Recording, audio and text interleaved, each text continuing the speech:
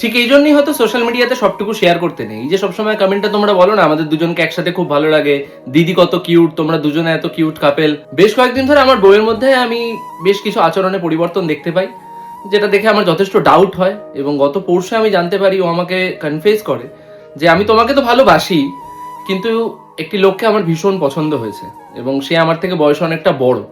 তো এটা শুনে আমি তো আকাশ থেকে পড়েছি। আমার স্বাভাবিকভাবে ভেতর থেকে যা ফিল হওয়ার তাই হয়েছে, যেটা আমি প্রকাশ করতে পারছি না হয়তো পুরোটা। তো আমি ওকে বললাম, লোকটার মধ্যে কি এমন আছে যেটা আমার মধ্যে নেই, তুমি আমাকে বলো, আমি না হয় নিজেকে বদলে নেওয়ার চেষ্টা করবো, আমি অমন হওয়ার চেষ্টা করব। তো তারপরে ও লোকটার ছবি আমাকে দেখালো, এবং মজার বিষয় হলো ছবিটা দেখার পর আমিও লোকটার প্রেমে পড়ে গেছি। এবং আমরা ডিসাইড করেছি এখন দুজনেই ওনাকে নিয়েই ভাববো, সারাদিন ওনাকে নিয়েই থাকবো। ওনার ছবিটা দেখাচ্ছে, আমার পকেটেই রয়েছে।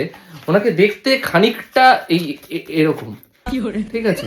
এই এখানে আমরা এই অরেঞ্জ কালারে দেখতে পাচ্ছি, এছাড়াও ব্লু, গ্রিন, নানান রকম কালারে ওনাকে দেখা যায়। তো আমরা দুজনেই ওনাকে নিয়ে এখন থাকতে চাই আগামী জীবনটা।